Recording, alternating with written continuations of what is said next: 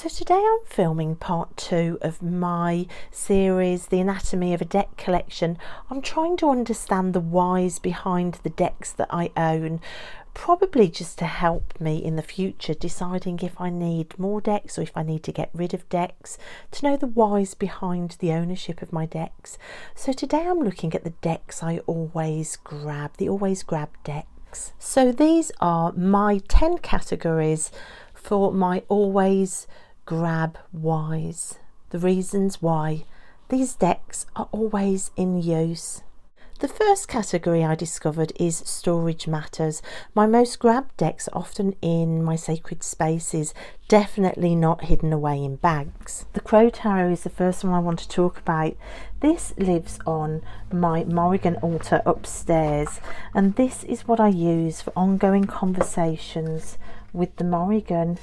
It's always out, it's always in use, and when I feel called to either have a conversation or ask a question or find the next step forward, this is when I come to this deck.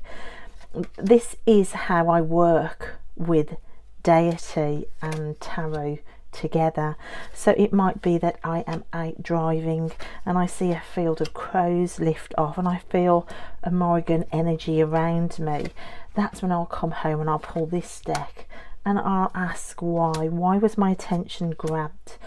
Or in the woods, if crows lift off above me late night in the woods and I feel that specific energy of the Morrigan, I again will come to this deck and ask the questions. Recently I felt that the Morrigan kept coming to me in meditations and there was like anger there, so there was conversations about why are you angry, and it was my lack of action, my lack of like taking responsibility. So these cards began to be pulled for like the next action step. So that's what I mean by I work with this deck with deity. Those are the specifics of it. Another deck that I realised also fits this category is the stone deck, this one which I keep by my front door. I have a little mini altar where I keep things that I've found on walks like feathers and stones. There's protection stones on there as well. It's right by my front door, and because there are so many stones on there I keep the crystals deck there as well, and it's always in my line of sight in the morning when I'm waiting for Tilly's taxi to turn up and take her to school. So as I'm waiting, I'll often pull a crystal card for the day. So this is a real case in point where the location of where you store your deck can really make it used or not used. You can see these are lovely clear pictures of crystals with lots of white space and information on the back about the crystals. It just gives me a nice energy either for the day or the week. And then upstairs on my biggest altar, of course, I've got the Weaver's Oracle. This is slightly different to the stone deck. It's not used daily, but it is always in use because I tend to pull one Weaver a month on either the full moon or the new moon, and I work with a Weaver for the month, so it's always in use. And it was bought to live and be worked with on my main altar in meditation. There has been a slight gap with using it, but it's still up there on my altar, and it was bought specifically for altar work, so the location came into play where I was going to keep the deck right from the get-go. But again, the fact it was bought for altar work, it's in my sacred space, it does mean that it is a deck that's pretty much in constant use. The second category is they have a specific ongoing job to do. These are the decks that you look at them and you know exactly why they're in your collection, exactly what you use them for. And for me, the two that jump straight into my mind for this category are the Zombie Tarot paired with the Chicoli Tarot. These two have a very specific job when paired. These two are used when I'm triggered or if I feel ungrounded and around issues to do with feeling scapegoated or betrayed, or for toxic family issues. They can also recently come into play for when I feel like there's an undercurrent of something, or say my subconscious has taken over, and it's to differentiate between the conscious state and a subconscious state. So secrets, hidden, layered aspects to a problem, and specifically work around family trauma and difficult toxic situations. These decks have literally saved me at times. This is the pairing that is normally out on my table when things have got really difficult and unsteady and really rocky, and they get grabbed throughout the year, not regularly every day, thank goodness, because that would be quite something if I was needing to reach for them every day. But sometimes they can be reached ongoing in certain weeks if different things are coming up or repeating for me, and they have just been fantastic. And then for ongoing emotional literacy work or shadow work, there's these two, the Reclaim Oracle and the Iris Oracle. I love both of these decks. They are rarely put away. In fact, they're never put away. The Reclaim Oracle, I've said before, is literally like an emotion wheel in a deck format, and with all of its emotion words, it's just perfect for developing emotional literacy work. And the Iris Oracle literally just felt like it was made for me with its keywords and its imagery. Both of these two decks truly have a really amazing ability to help with healing, to help with becoming more aware of, say, triggers or behaviours or areas where you might find it difficult to express your emotions. I think if you have any sort of past traumas that are still regurgitating and recycling, these two decks can actually be fantastic. And the Iris, with its imagery, it looks very childlike and like it is playful, but honestly, if there are any family scapegoating issues, this deck is just fantastic for it. So for shadow work and for healing work, these two decks are always grabbed. And of course, I couldn't leave this category without talking about the Moon Oracle. This is an oracle that I use all the time on full moon and new moon days for readings around the moon. It's often used for goal setting as well, and I've got a video of how to use this deck. I absolutely love this deck. I love the artwork as well. I'll leave a link at the end of this video to how I work with the Moon Oracle video explaining that, because it's got a specific system with 3 sets of cards, but it's an ongoing monthly reading. I know what this deck is used for. It's got a specific ongoing job, and that's why it's always grabbed. The next category of deck, category 3, a deck might become always used like this Arthurian Tarot because you're studying it. Of course, the Arthurian Tarot at the minute, I'm studying it because I'm doing the Hallow Quest with it. So it might be you've got a deck that you're studying or you've got a course with. The Mists of Avalon Oracle as well is always grabbed because, of course, this is the oracle that I'm using alongside my Hallow Quest work with the Arthurian Tarot. The two go side by side and have literally not been put away all year. They just work so beautifully together. I will often pull spreads around the Hallow Quest work I'm doing. I mean, look at these, they really are so sublime together. It's just been a real joy to work with these two, so this tarot and this oracle, throughout the year, and ongoing into next year it's still going to be. Category 4 is it's a vibe. those decks where nothing else comes close to it, it gives you a certain vibe, a certain feeling. For me, this has to be the Stretch Tarot. It feels like one of my most witchy, most magical, most connected to some other kind of world deck that I own out of all of my decks, and because of that I reach for it quite a bit, along with this literary Witches Oracle.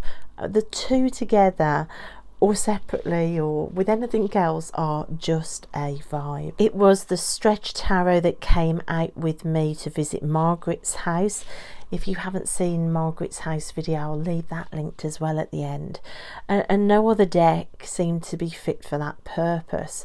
The Stretch Tarot as well, if I want to do any sort of spell work within tarot spreads, it's the one I reach for, as with the literary Witches Oracle.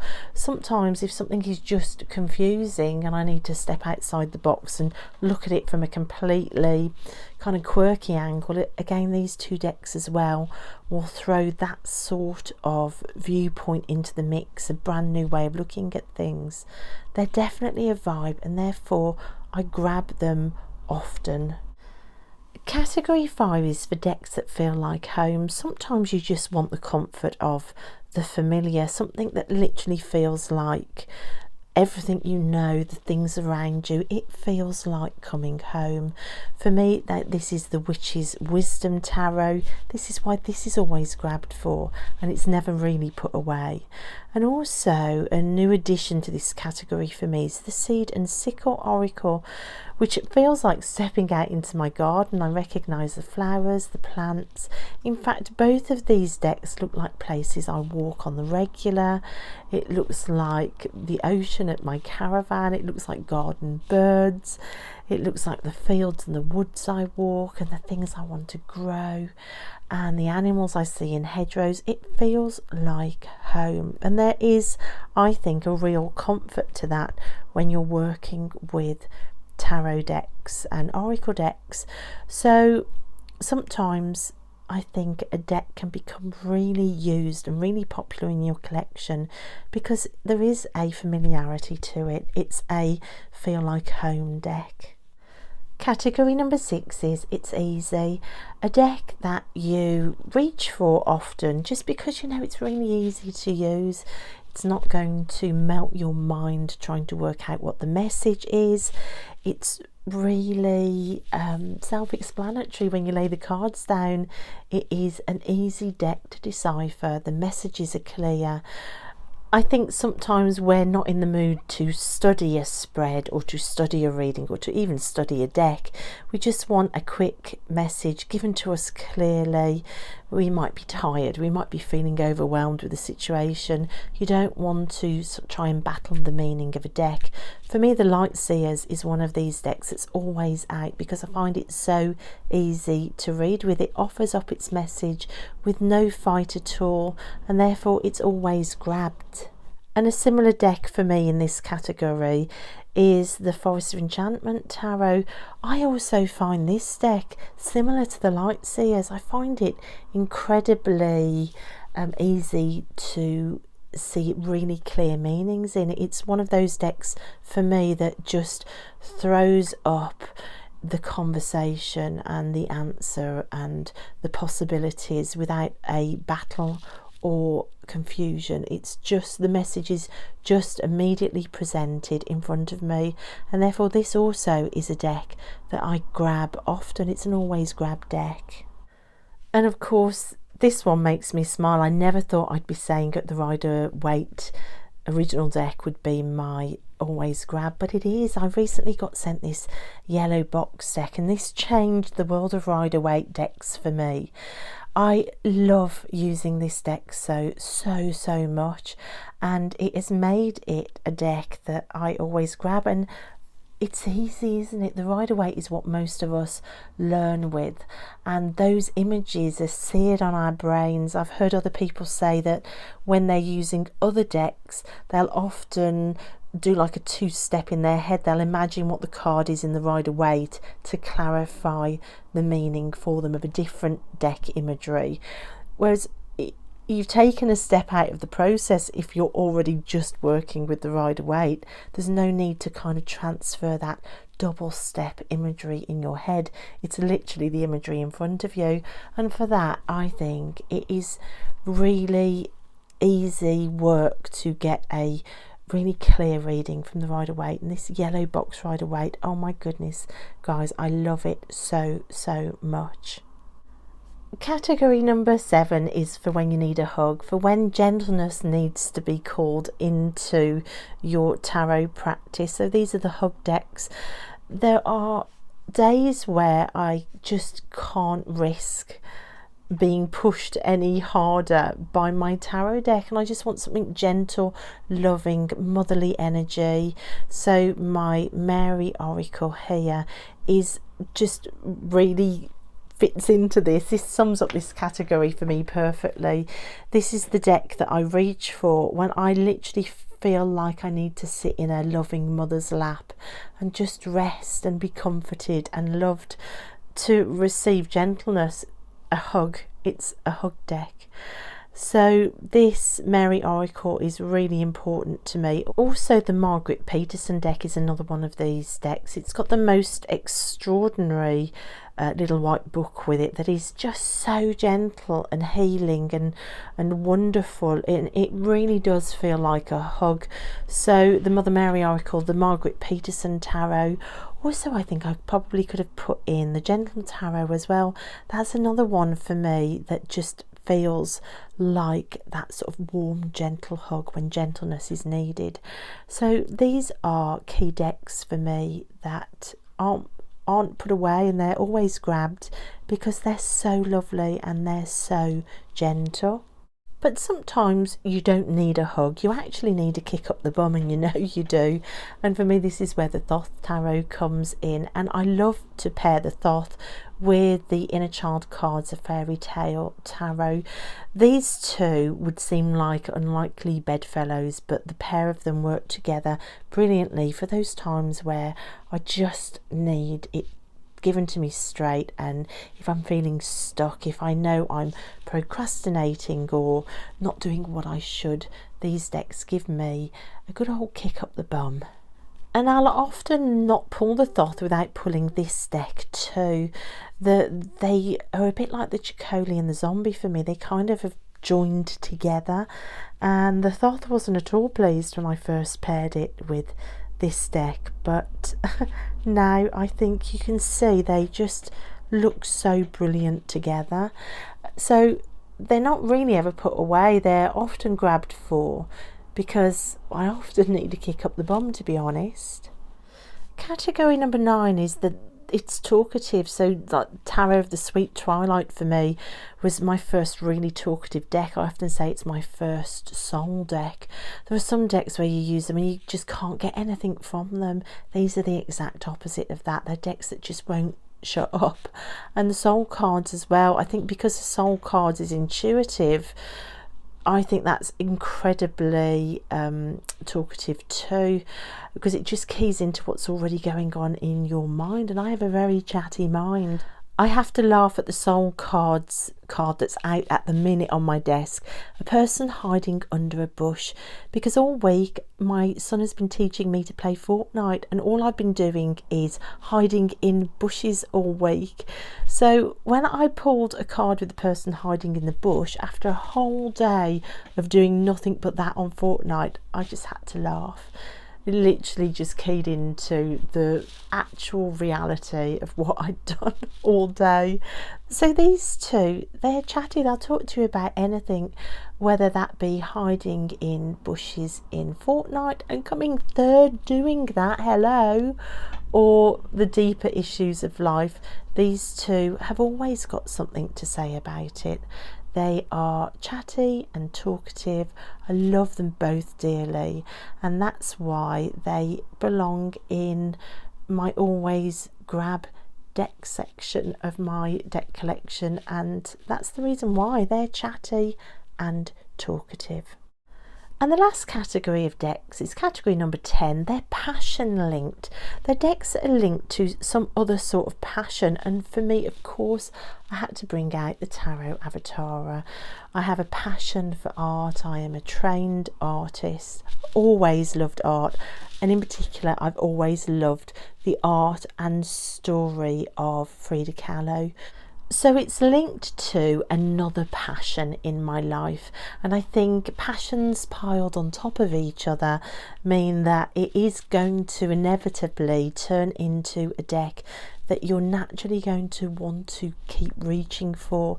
It's going to naturally kind of become an always grab deck, really, because it's just feeding into other passions that already exist. And my kids are my passions. So of course, anything on Tilly's shelf in the lounge with her section of decks, like these little panda affirmation cards, or the Field Guide to Garden Dragons, or this tarot for kids that she loves, it's going to be an always grab deck for me, because I'm wanting to do things with my kids all the time.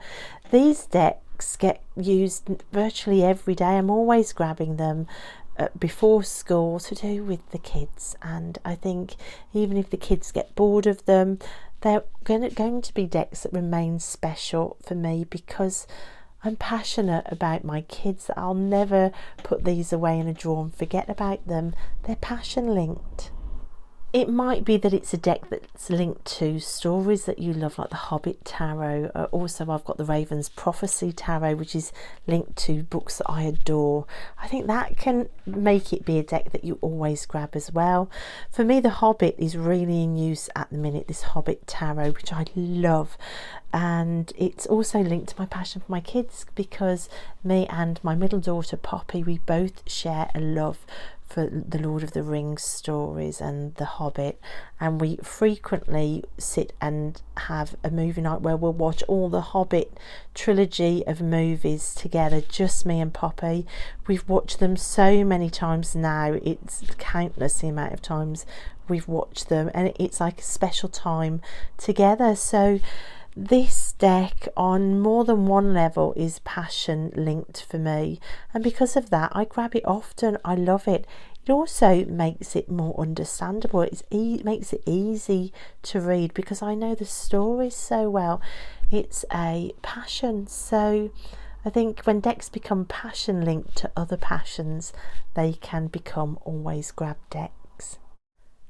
So I hope you enjoyed that. Those are my 10 categories for my always grab decks. I'm sure that your categories might be completely different. I'd love you to join in with the hashtag, or to leave comments below to tell me why some of your decks have become always grabbed. Just what's the why behind it? It's the always grabbed whys that I'm interested in hearing about.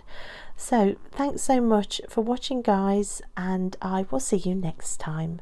Bye.